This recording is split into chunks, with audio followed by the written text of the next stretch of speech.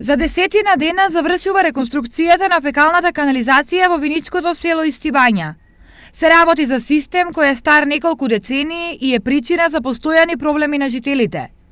Фекалната канализација овде често се затнува или поплавува, зашто се наоѓа во непосредна близина на реката Брегалница. Должината на ова канализација, ова линија ќе биде околу 1000 метри и за неа ќе бидат потрошени 1.653.000 денари.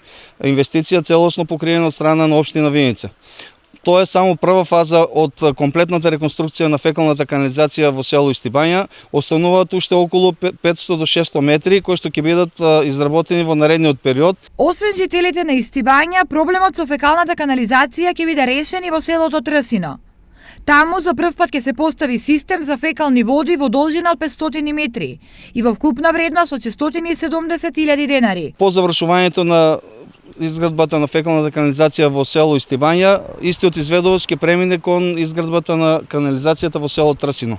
Инаку во село Трсино ние веќе имаме изградено околу 600 метри фекална канализација и оваа втора фаза од канализацијата во Трсино ќе опфати, како што кажав, околу 500 метри и останува уште трета фаза со што ќе биде покриена целокупното село Трсино со фекална канализација. Реконструкцијата во Истибања ќе заврши за десетина дена, пошто веднаш се почнува со работа во Трсино.